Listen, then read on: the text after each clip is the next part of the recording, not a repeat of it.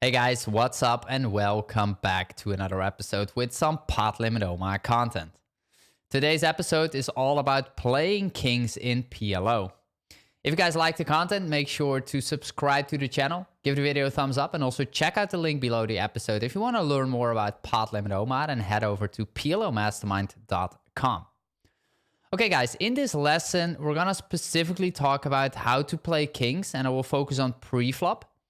I'll focus on the biggest differences there are between kings and aces in PLO. And also I'm going to give you a couple of pointers on what you should think about when you are in a situation where you have kings pre-flop. Okay, so let's get into it. And I'm going to use not only a couple of hand histories that I have from my database, but we're also going to use PLO Trainer. This software allows you to train and browse pre- and post-flop solutions for Pot Limit Omaha.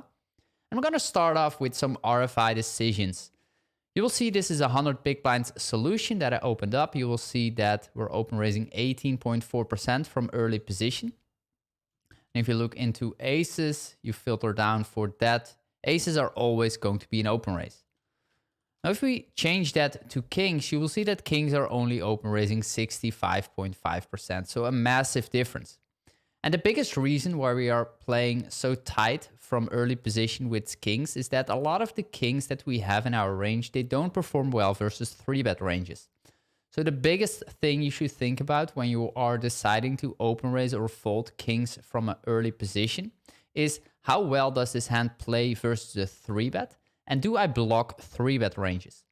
So you want to primarily focus on having an ace. An ace will increase the frequency a lot. You will see that if we make this ace, king, king, we're basically always open raising. But also if we are double suited, you will see that kings are always going to open raise. Now these hands are the highest equity kings, of course, but in addition to that, many of these kings, they either block aces by having ace, king, king, or they are double suited and therefore they never have to fold versus a 3-bet. Now if we are not having an ace, or if we are not being double suited, let me actually do it like this. You will see that we are left with the single suited and rainbow kings and kings without aces. And now we're only open raising half of these. And what you're looking for now is kings that have connection and high card strength. That is what you should always consider when open raising from tight positions. So we're looking at hands with a lot of high cards and connectivity, and primarily kings that do reasonably well versus a 3-bet, even though we are never too happy. A lot of the most disconnected and weakest kings on the left side are going to be a fold. Now, if we change this to another position, let's say the button, and we're going to focus on kings there, you will see that on the button, we're basically always open raising all our kings. And that is because we only have 2 players left to act. So the likelihood of getting in a steal now is much higher. And if we face a 3-bet, we're in position. That's also a massive difference. Okay, so RFI frequencies, think a lot about the position you're in and the side components you have. You want to look for an ace, being double suited, or have high connection if you are open raising from the earlier positions. More about it on how to play versus 3-bet in a minute, but I first want to focus a little bit on how to continue versus an open raise. So let's imagine there's an EP open raise and you're sitting on the button. EP, we know, is raising 18%. If you have aces in this situation, you will see that we are going to 3-bet 90% of them. And the only aces that we will call are some of the most disconnected rainbow ones. And if we change this to the kings, you will see that kings are only 3-betting 10%. So a massive difference. And that is because we're playing versus the most tight position, which is holding a lot of aces in his range. The kings that we could decide to 3-bet, you can already see on the right side what we are looking for, right? We want to be double suited and we want to have an ace. So if you are having an ace, you will see the frequency increases to 63%. If you then have if you then are double suited as well, we're always going to be open raising. If you are having ace, ace, king without being double suited, still 58% of the time we are going to 3-bet, but a lot of calls still in that range. Now, if we are having kings without an ace, you will see that we're basically never going to 3-bet versus a tight position. We're going to do a lot of calling, but also a lot of folding, and that might also be quite a big of a surprise. 35% of the time we are folding versus a tight open raising range, and you will see that the hands that we are folding are quite disconnected. Rainbow, single suited, have low suits. Now, that brings me to the second pointer, and that is if you play against a wider open raising range, for example, the cutoff, who is open raising around 30%, you will see that now the frequency of 3-betting kings increases from around 10% to 23%. And we're now going to 3-bet a little bit more double-suited hands that don't have an ace. You saw that the frequency before was only a couple of hands in there, but now you will see that we have a few more hands in there. That is because these hands, they just push more equity versus a 30% 3-betting range, and the likelihood that we're up against aces is much lower. So keep that in mind, that the RFI frequency or the RFI range from your opponent matters a lot. Against tight opponents in position, you're going to do primarily calling unless you have ace, king, king, often being double suited. And against a wider open raising range, you could add a couple of more 3-bets, but again, always focus on being double suited primarily. Now, what happens versus the widest open raising range on the button? Here we are sitting in a small blind, so we're out of position. If you first of all look into aces, you will see that aces again are almost always going to be a 3-bet. But if we look into kings, you will see this time we are 3-betting the most, 53.5%. And that is because we're playing against almost a 50% RFI range. And against that range, our kings just puts enough equity that we want to get in more money. But still, there's a ton of folding and a ton of calling in here, and not all these hands are actually going to be 3-bet. So we're looking for high card strength, having an ace, being double suited, often being a combination of any of these three basically, and that will push you more into the direction of 3-betting. Okay. Let's look into facing a 3-bet lastly, because that is also an important pointer. So we are open raising on the cutoff. We face a button 3-bet. We're going to go back to the cutoff, and if you have aces, you will see that we are going to 4-bet all of these hands. But if you have kings, you will see that this strategy is a big difference. You will see that we are first of all folding 40% of our kings, and that is because against a 3-bet range being out of position, it's very difficult for us to realize the equity of our hand. And in addition to that, we're so often going to be up against aces that we just don't perform well enough. We're going to do a lot of checking on the flop, and then our opponent is going to c-bet either for half or full pot into us, and we have a decision out of position. That is very disadvantageous for a hand that will often just flop a bear overpair.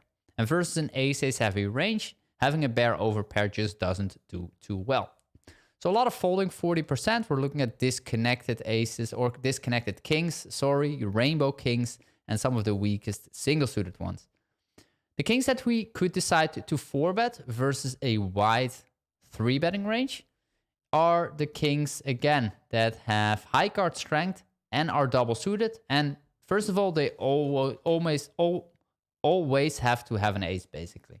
You will see that if you have an ace, it's a 4-bet of 58%, and the kings that we are looking at 4-betting are double-suited on the top, and then the strongest single-suited ones like ace, king, king, 10, for example.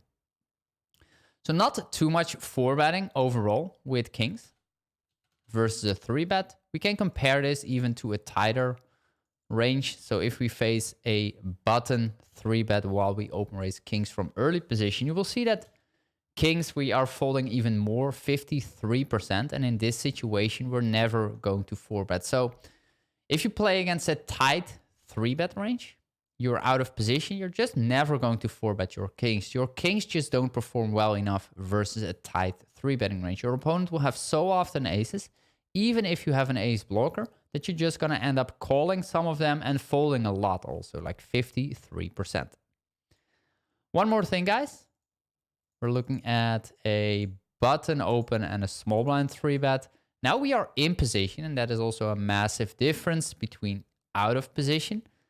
Again, if we filter for aces, just going to 4-bet all of them. But if you have kings, you will see that now we're not going to fold that much, really, only 10%. And that is because it's much easier to realize equity in our hand. Our opponent is going to be out of position. We'll do more checking towards us. And therefore, can have the option to take more free cards, or if our opponent bets, we call, we're in position going to turns and rivers. So it's easier for us to play our hand, basically, and therefore only folding 10%, the worst ones. But again, basically no 4-betting really. Only a few rare combinations, but generally speaking, we're just going to call all the kings in our hand. Okay, so this already gives you a couple of pointers and ideas on how to play kings pre-flop. Using this tool allows you to quickly browse through a lot of situations. We also have different pre-flop solutions. If you would play a different stake level, then just select a different profile, basically. I'm using a PLO 50 to PLO 200 profile for GG Poker at the moment. Okay, let's get into a couple of hand examples, guys, to make it more practical and also see what happens in reality. So this one, King, King, Jack, Deuce, single suited. Also think about, would you open raise this hand or not? Or would you decide to just lay this one down right away?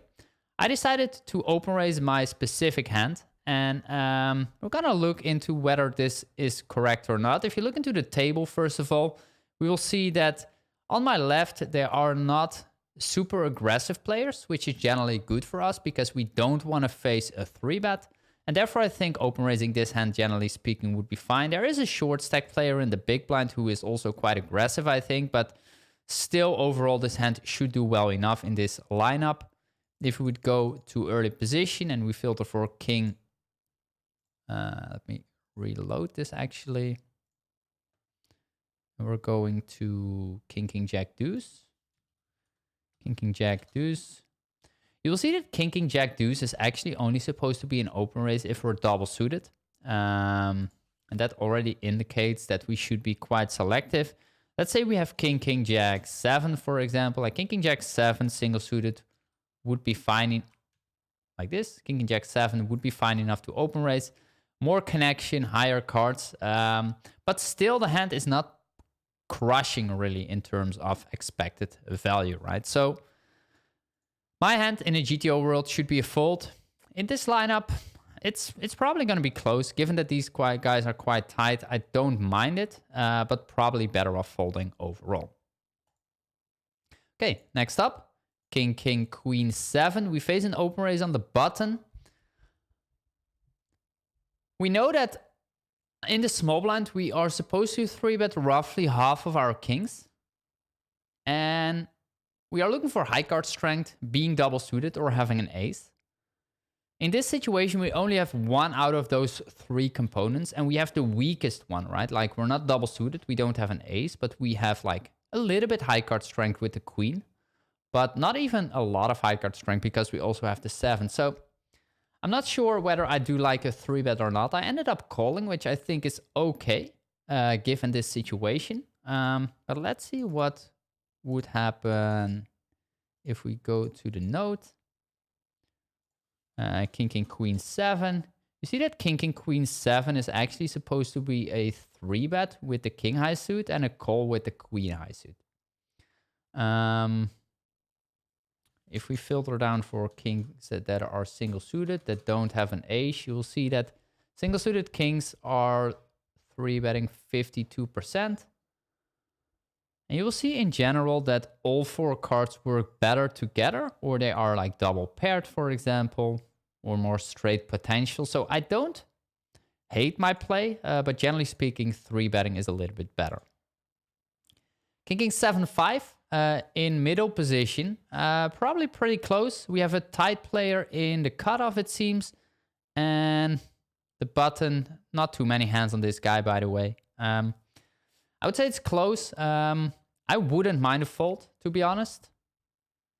With a king high suit, a very clear open now, it's probably going to be close. I decided to fold. Let's see if that makes sense. So we're going to go to middle position. We have king, king, 7, 5. You'll see that king, king, 7, 5 single suited is actually supposed to be an open raise. But there's a big difference, right, between having kings with a king high suit or having kings with a 7 high suit. In terms of EV, this one does perform like 3 times as worse as the other one. So probably depends on the players left of you. I don't have great notes specifically on these guys, so probably open raising then should be the standard. Let's see if we have another hand.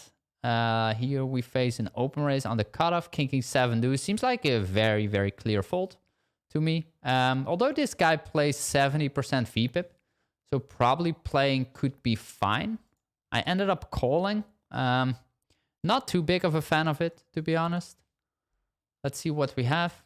If we're looking at single suited kings, we see that we are folding 12% of them. When you think about a 12% folding raise off your kings, then King 7 deuce is probably gonna be in there, right? So King 7 deuce, you will see that this hand is supposed to be a fold. Okay, so mistake on my end. Let's see, what else do we got? Next one, King 8 deuce. We open raise. I think that's good, being the king high suit. If this would be the 8 high suit, I would definitely just fold it. Looking at the lineup on my left, there's no specific notes or reads on these players so far. We do face a 3-bet and we have a very easy fold. We are too disconnected. We're not double suited. We don't have an ace. We just will have a lot of problems realizing the equity of our hand post-flop. Ended up folding. If we look into this again, how often did we fold kings? I think it's around, it's 40% actually. So 40%, I mean, King 8 deuce, very clear fold. Again, like what should you think about? If you have an ace, you're never folding. If you are double suited, you're also never folding. So you're really looking at folding the rainbow and single suited kings that have a lot of disconnection in there or low suits. The single suited kings that you want to continue by calling have decent playability post flop. So hands like King 10 that are double paired as well. Or hands like King Queen 10, for example, that have like decent connection there for more playability post flop. I think I have one more hand, guys, which is King 10 deuce. Seems very similar as before with the King Jack deuce. This is a clear open, I would say. Versus a 3-bet, I would like to see myself folding. At 100 big blinds, this guy is playing a 50 big blind strategy. That would give us even more reason to fold these kings pre-flop versus 3-bet, because we're going to end up on a flop where our opponent is just always going to stack off, which is not that great for our hand in specific. So King 10 deuce, this was a MP versus cutoff. If we look into a 100 big blind solution first, King 10 deuce, you will see the fold on the left side. If we would go to a 50 big blind solution though, you will see that kings folding 50%. So we're folding more kings at a 50 big blind solution. Again, King 10 deuce is a clear fold there as well. Okay, those are all the hands, guys, that I had ready for you. And also using PLO Trainer today to show you guys how to play kings pre-flop. That there's a massive gap between kings and aces also. If you filter down for your kings in your database and compare them to aces in your database, you will see also a massive difference when it comes to how much money you're actually winning. And that is expected. Aces are just way stronger. They can almost always 3-bet. They can always 4-bet. They just push way much more equity. And they can just force way more aggression on your opponents. While kings have to fold a lot versus 3-bets. They cannot open as much pre-flop. And versus 4-bet, or versus a 3-bet, we're just gonna end up not 4-betting too often there. Also versus one raiser, actually, we're gonna end up folding quite a bit instead of just calling or 3-betting. So a lot of differences. If you come from No Limit Hold'em, for example, you might ask yourself, like, what the fuck is happening here? But you will just see that kings just perform way worse in PLO than they actually do in No Limit Hold'em. So keep that in mind, guys. Hope you enjoyed this quick insight in how to play kings pre-flop. If you have any questions, let me know below in the comments section. If you liked the video, make sure to give the video a thumbs up, subscribe to the channel, and I hope to see you guys soon for more content here on my channel for the great game of Pot Limit Omaha. Take care, guys. Over and out, and catch you guys in the next one. Bye-bye.